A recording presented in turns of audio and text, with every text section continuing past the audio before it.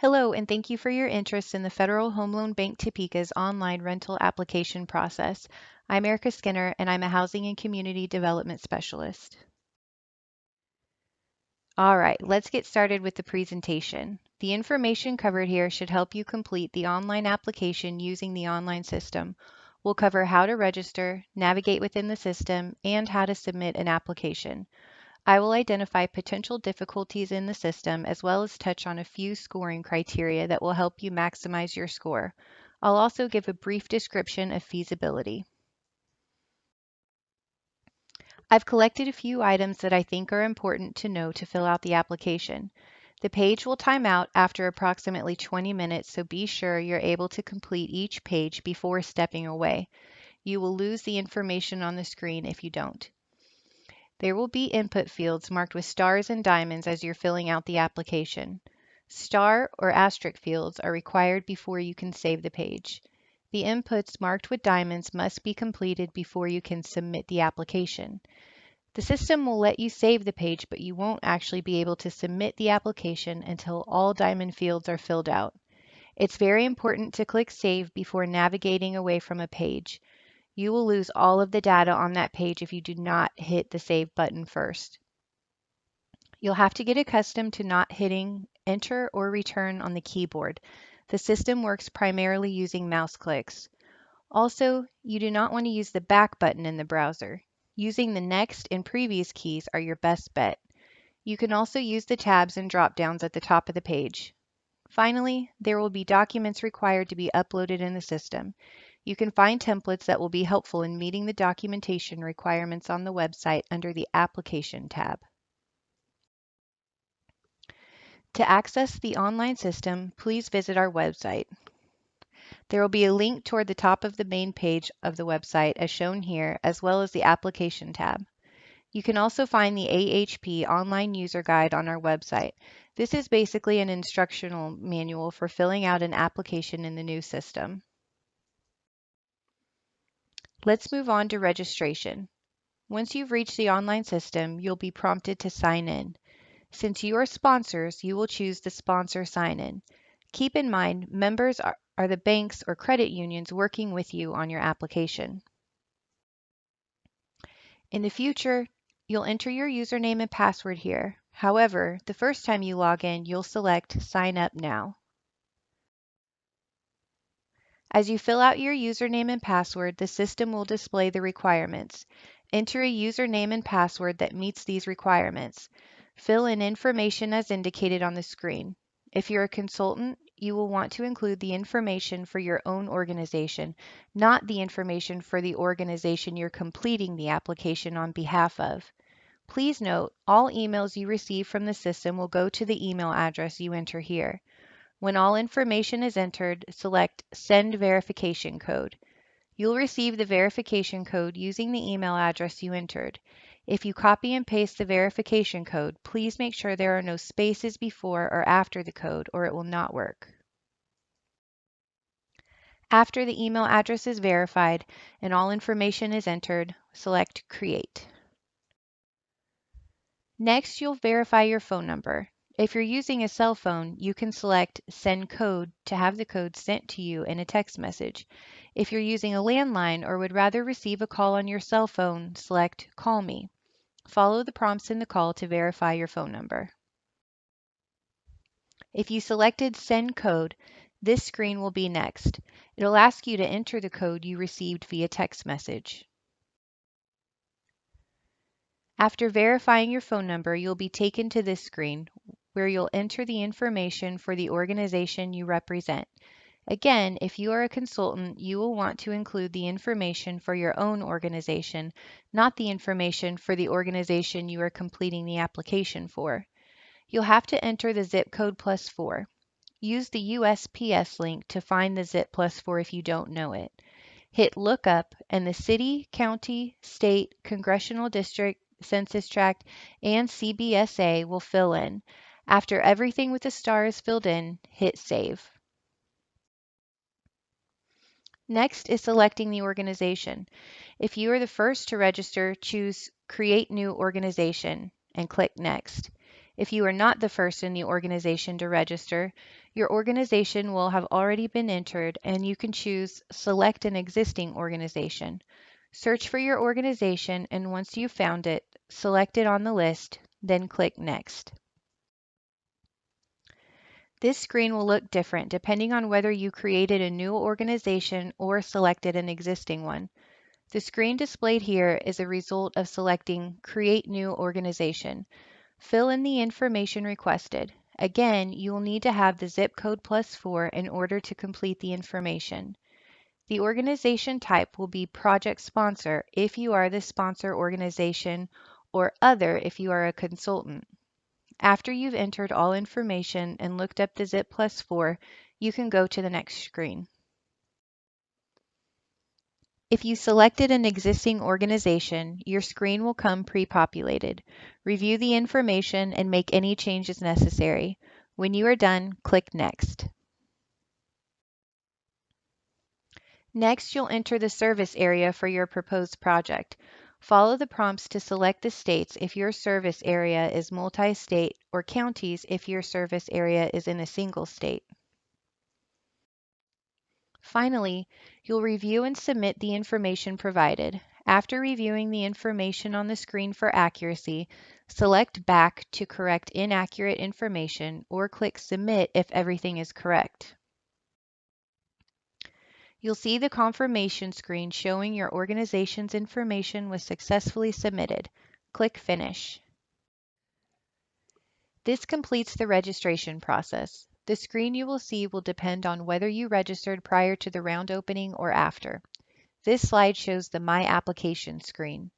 This will be displayed after the round opens. Prior to round opening, the screen will say My Projects. If you see either of these screens, you've successfully registered. Now I'll give you a brief overview of how to navigate within the online system. First, I'd like to recommend that you begin with the first screen and work your way through the application by clicking Next. However, if you need to get back to the home screen, you can click on Home in the top right corner of the screen. This will take you to the home page of your application. If you would like to go to a different application you're working on, you'll need to click on My Applications at the top right of the screen. There are several places that will take you to these same pages, but the way I described here are the easiest. Let's move on to initiating an application. When the round opens, you can go to Initiate Application under My Applications. You'll start the application by entering the application information. Enter the project name and project type. The activity type will be acquisition, new construction, rehabilitation, or any combination of those. There's an example of help text on this slide. If you click on the question mark, text will appear that will help you complete the application. Enter the zip code and click Lookup to populate the city, county, and state. Then click Next. Next, you'll select the lead contacts. Anyone who registered with the sponsor's organization can be selected as a lead contact. You must select at least one, but can select up to two. The lead contacts will be the individuals from the sponsor organization most involved in the project. They'll receive automated emails from the system and have the ability to approve the application. If someone from your organization is missing that should be a lead contact, make sure they register prior to initiating the application. You can start the process over again if needed. When you select input rules, the organization does not have to be the same as the sponsor organization. You'll utilize the input rule if you have a consultant completing the application for you. The individual selected as an input role will have the ability to fill out the pages of the application but cannot approve it. The input roles will receive automated emails. This role is only available during application. You can select up to 3, but you don't have to select an input role. Next, you'll select the member contacts. Remember, the member is the bank or credit union sponsoring your application. Search for your member, select at least one, but up to 3 individuals from the member organization to be contacts. The member contacts will receive emails and can approve the application. Now you'll review the information on the Review and Submit screen. If the information is incorrect, click Back until you reach the screen with the incorrect information. Correct the information, then click Next until you return to Review and Submit. When all information is correct, click Submit to complete the initiation process. You can now click Finish on the confirmation screen. The system will return you to the My Application screen. This is also the screen that will display when you log into the system each time. To begin filling out the application, click on the application number. You'll be taken to Application Home. There is a key at the bottom of the page which describes the status of each page of the application. Red X's will display on the pages where you have not filled any information in. Yellow check marks will display on the pages that have been filled in but do not have all required information to submit the application. The green check mark will display on the pages where all required fields have had information entered.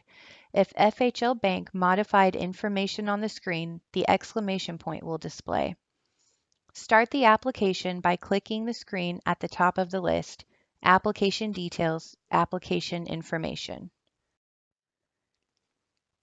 I won't go over every page on the application, but I'll cover the pages with special functionality or items that I think need clarification. So we'll move on to site information. You'll see screens that have a box which, when clicked, will open up information that must be filled in. So on this screen, you'll click Add Site to complete the requirements. To complete this slide, you'll need to know your zip code +4. If you do not know it, you can use this link to look it up. You'll enter the address and the zip +4 will display as it does in bold on the screen here.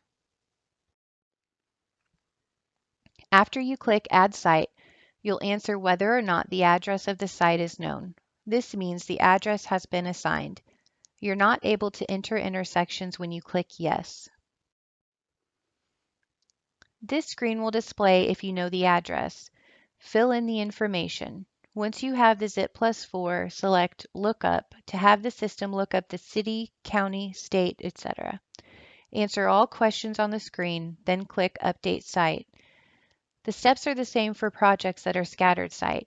You'll be asked how many sites are in the project and will fill out information on each site. If your sites have not been assigned addresses at this time, you can enter the address in zip +4 that is closest to the project site. After you've added your site or sites, you will save, then hit Next. It's sometimes easy to forget to save since you've already hit Update Site, so be sure to remember to save or you'll lose your work. Let's move on to scoring. The first scoring section is donated property. If you do not have donated property, you'll simply answer no to the questions. If you are attempting points for donated property, you'll answer yes to both questions, then additional questions will become available. Enter the number of units or the number of square feet that will be donated. Complete the remainder of the information on the page. If you are getting units donated rather than square feet, you'll get a warning when you save because you haven't entered units on the targeting page yet. Once you complete the targeting page, this warning will disappear. Next is the sponsorship by nonprofit pages. The name is misleading because everyone needs to fill the information out on the ownership structure page, not just applications attempting points for nonprofit. You'll indicate whether the ownership structure is a partnership or wholly owned. On this screen, I show an LP, LLC, or GP response. You would fill in the LP, LLC, GP information, then add the limited and general partners. Start by clicking Add Limited Partner. You'll then name the partner of the LP and enter the ownership interest of that partner. If there is only one LP, it would be 100%. You can see here that I said the LP owns 99.99% of the LLC, and the LP that I name here owns 100% of the LP. Once you are done, click Update Limited Partner. Your limited partner information will display, and you'll add additional limited partners if necessary. Once you're done with a limited partner, you'll click Add General Partner. Here, I'm adding the second partner of the general partner. The first partner I added owned 51% of the 0.01% of the GP. The partner I'm adding now owns 49% of the 0.01%. Then click Update General Partner. After all information is entered and all partners have been added, save the page and click Next. The Organization Information page is where you will indicate if you're attempting points for nonprofit or governmental sponsor. If you are not attempting points, select No, save, and move on to the next page.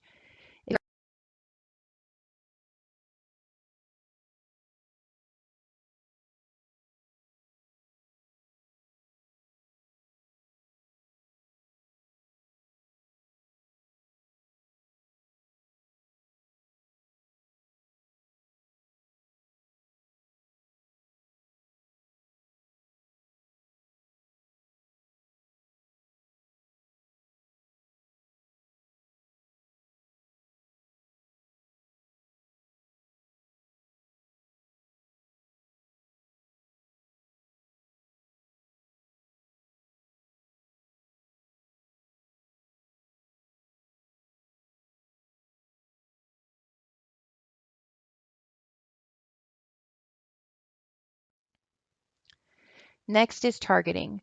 You'll enter the number of units in each area median income category, including zeros in the categories you will not target. Then you'll click Update. After the targeting updates, a box opens where you will enter the number of 50% and under units that are targeted to households that are 30% AMI. You will not be held to the number you put here, but it's used for reporting purposes. After you've entered targeting, save and hit Next. Let's move on to housing for homeless. If you are not going for homeless points and you indicate that here, the questions below will not be visible. If you are attempting homeless points, answer the questions, save, and click Next.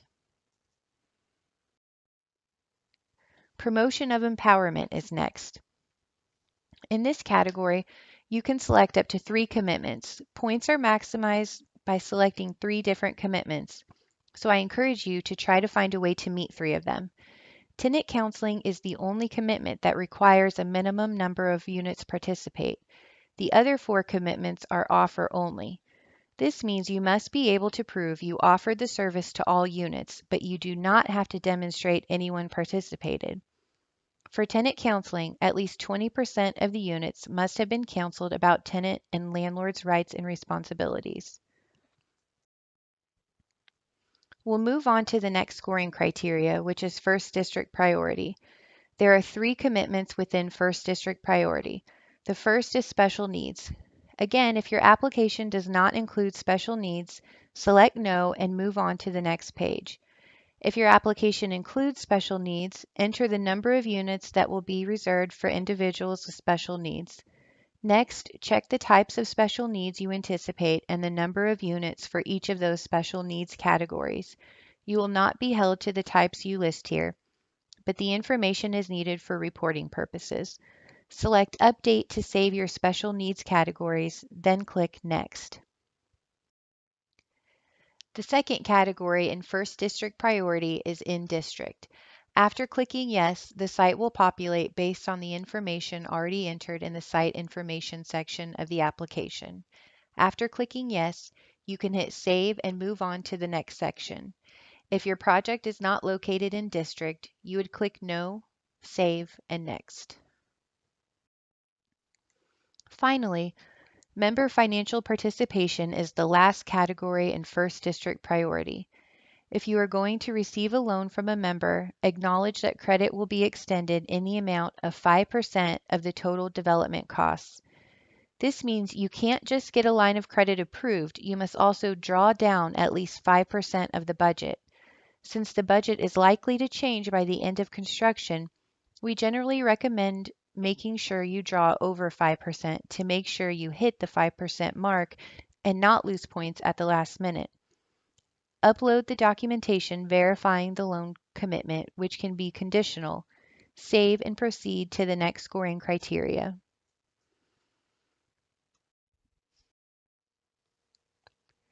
Second district priority includes 5 commitments to choose from. You can choose up to 3 for a maximum of 15 points. Follow the instructions on the page, provide the documentation if it is required, save your work, and click Next.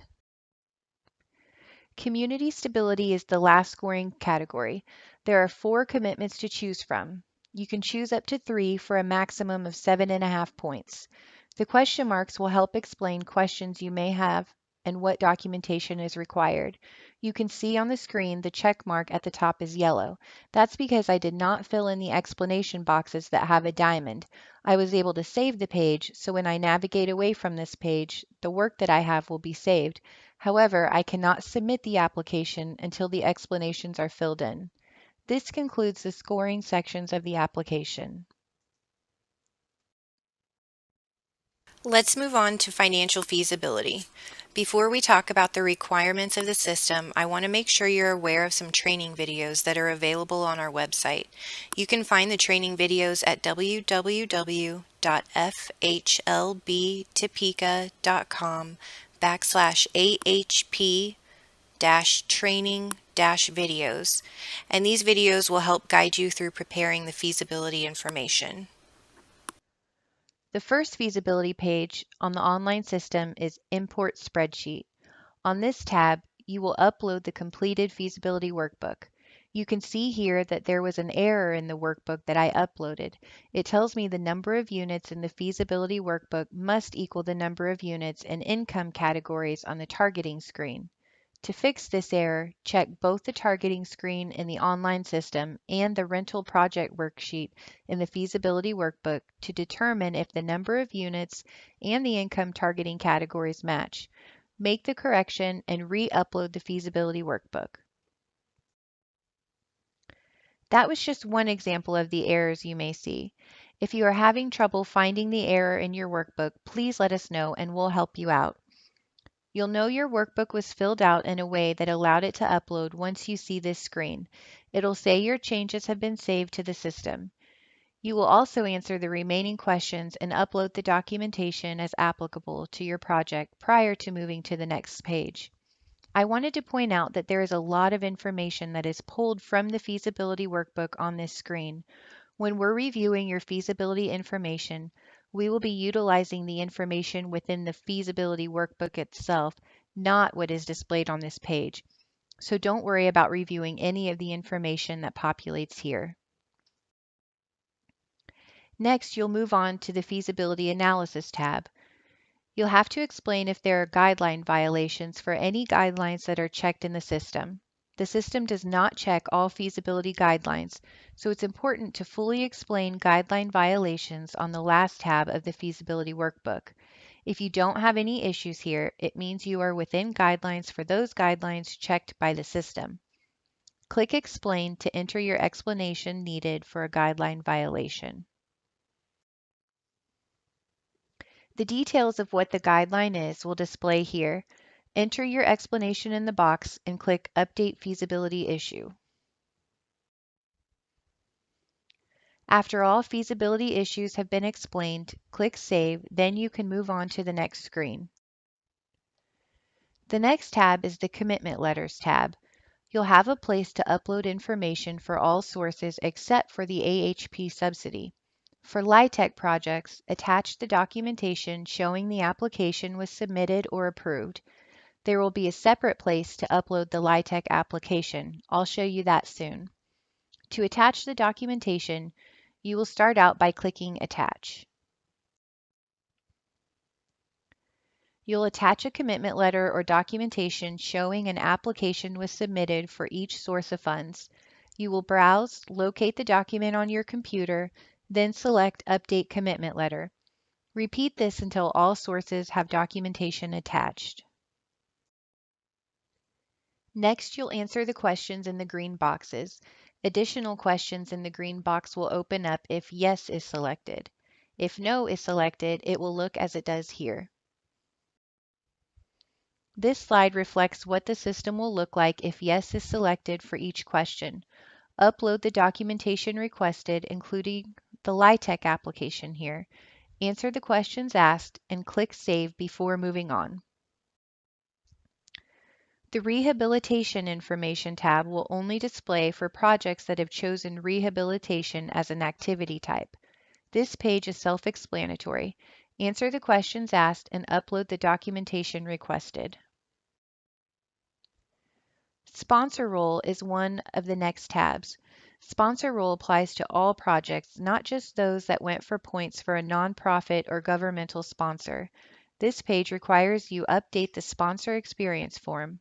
You can find this in the Application tab of the AHP website.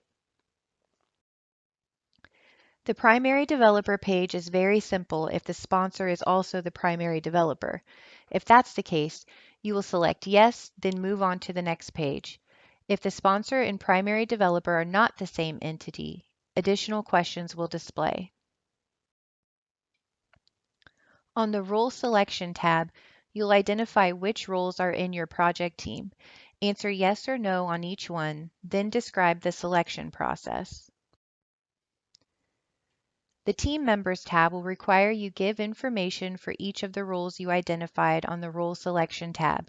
You'll start this process by clicking Edit.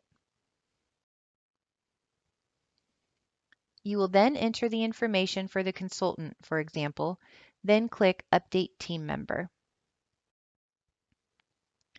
Once all roles have been described, save and hit Next. You can see here that all roles have been described because the entire table is filled in. The Market Study tab will start out with one question, asking if a third-party market study has been completed within the current or previous calendar year. If you say yes, additional questions will open up and an upload box will become available for you to upload the market study. Please only attach the executive summary and signature pages. If you do not have a market study, you'll upload the rental needs assessment, which you will download and complete from the Applications tab of the AHP website. The final page of the application is Project Timeline. You will not be held to the dates you list here. It is speculative and for informational purposes only. There are 5 upload boxes at the bottom of the Project Timeline page. This is your last opportunity to upload documentation. It is for anything you think is important for us to review that you did not find a place for previously. You don't have to upload anything if you've provided all documentation within the application. Because this is the last page of the application, there's a Home button rather than a Next button. After you've saved, click Home to return to Application Home. When you're on the application homepage, you'll want to review the application for any yellow check marks or red X's. If there are any shown, select the name of the page to navigate back to that page on the application. Satisfy all required fields on that page, then go back to Application Home by finding that option under the Application tab at the top left or clicking Home at the top right. When all pages have green check marks and you have completed all information required, you will sponsor approve the application. Do this by selecting Sponsor Approval from the Applications drop-down menu. Read through the certification, check the box to acknowledge that you agree with the certification, then click Approve. Please note, once you approve the application will change to Sponsor Approved, and you cannot make any changes unless the member rejects it. After hitting Approve, you'll be directed to this page. Here you can see that the application is ready for member approval. You do not need to contact the member to let them know because an email will automatically be sent to them. If the member approves or rejects the application, you'll receive an email letting you know so you are aware of what your next step is. This slide includes the automated emails generated for the application. The individuals you selected when initiating your application will receive the emails. When an application is initiated, the lead sponsor, input, and member contacts will receive an email. This is the same for sponsor approval, and member rejection. If the member rejects the application, please contact the member to discuss what changes are necessary. Sign back into the application, click on the name of the page, and make the necessary corrections. Then save your updated information and approve the application again. Hopefully this is the only time you'll have to make changes before the member approves it, but there is no limit to how many times the member can reject an application. However, the member must approve the application within the time frame of the funding round. See our website for critical dates, such as the round closing date, as it changes from year to year. Finally, if an organization edits or switches the sponsor or member, the lead sponsor contact and member contact originally on the application will be notified. Because there is a significant amount of sensitive information, I'm sure you might be curious on the security of the application. FHL Bank has a strict vetting process for the vendors it uses. For information about security, please visit the links here to visit our corporate governance website and Amazon Web Services. You can also visit our website for secured online information. And that concludes today's training. I've included contact information for some of my colleagues should you have any questions. We can give technical assistance up until the round closes. Again, thank you for your interest in our program and for your commitment to affordable housing. Have a great day.